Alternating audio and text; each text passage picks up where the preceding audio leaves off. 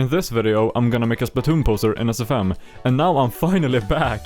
It's been a hot minute since I last made a poster. When was it? Like around May or something that I made the Hannah poster, which was also on stream. But now it's Tanisha's time to shine. For new people who don't know, it's my OC with ruby, pink colored hair, I guess. So when making this poster, I first wanted to make something super grand since it's kinda my return in some way. But then after working on it for a little bit, I came back down to earth and thought, let's keep it reasonable. It's my first poster this whole summer, sort of. Well, summer's over now. God damn it, oh well. But that still doesn't mean I'm gonna go easy on it. I'm still gonna go all out making it look good. To begin with, I looked at some references and decided on a scene where she would lean against a railing and look out at the scenery. So I started to pose her, and to help me guide where things would be, I added jukeboxes she could sit on and lean against, which would later become a bench and railing.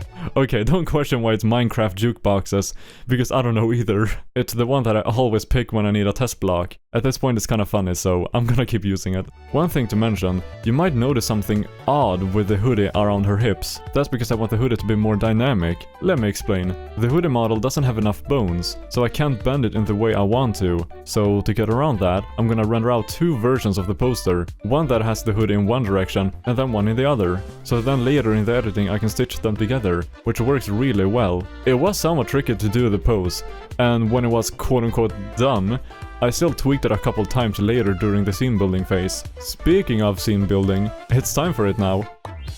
I first played around with the camera a little bit because I was unsure about the positioning. Then after that, I tried adding just a wall by the bench that I already placed down, and that gave me the idea to have a higher elevation there. That's kinda how most scene builds go for me. I start placing a few props, then those props give me ideas of what to do next. Then those give me even more ideas to expand, and so on. It's like a cycle of more and more ideas the more I work on it, which is really fun. You can see how I add more railings up above, bushes, trees, and then later a building. And also something I love, when scene building, it's really handy to have those two viewports. I can move around, work on the scene, while having a second screen that shows me immediately how it's gonna look like. Normally when you open SFM for the first time, you only have one viewport. If you want a second one, it's super simple to add. Or if you want the exact same layout as I have, just go to Windows in the top left corner, Layouts, and then pick the sound editing layout. Yes, I know I'm not editing sound, I just like the layout. And now that the scene build is complete, it's time to light it.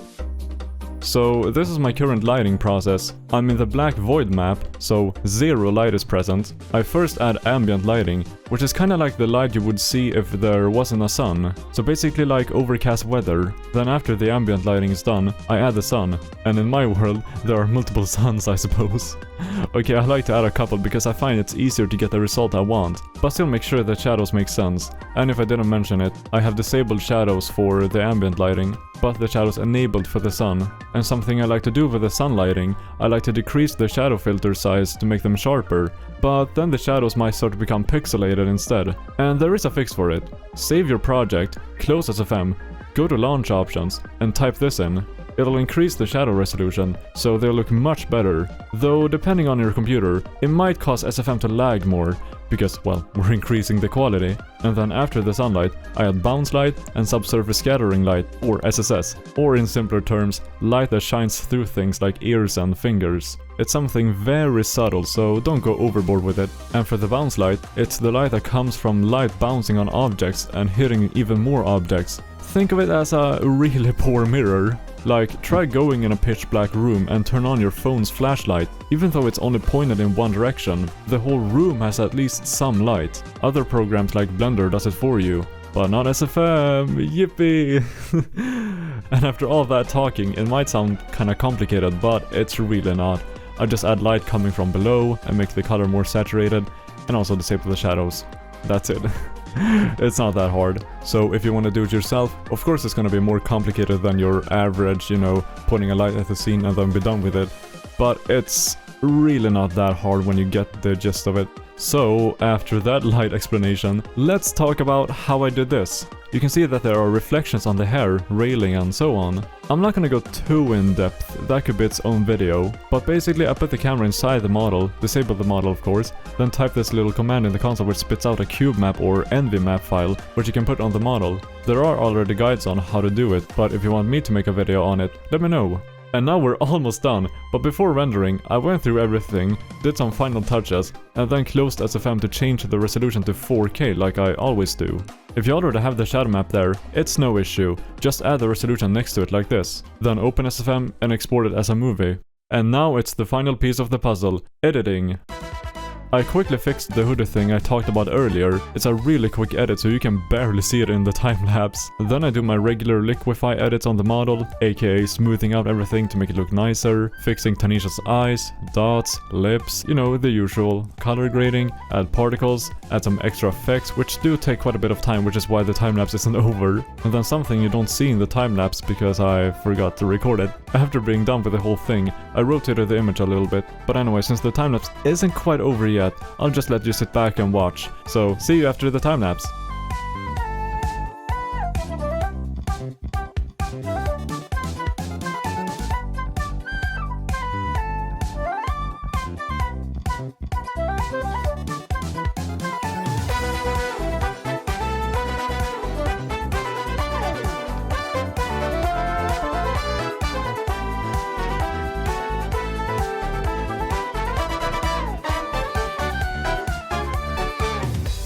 Okay, now it's finally done. And call me Mr. Stupid, but I forgot to record this little part or this ending of the video. So don't check the date down here, that's unimportant. Anyway, so the poster is done, and what do I think about it? I'm pretty happy with it. Not gonna lie, I expected something worse because I took such a long break without, you know, making a single poster. So I expected it to be maybe a bit worse, but no, it's pretty good. Though I do have some stuff to talk about. Last minute I wanted to rotate the camera, and that was after I've done all the editing already. And I didn't want to redo everything, so my solution to that was to do a little bit of trickery. So this is actually how it looked like before, and this is how it looks like now.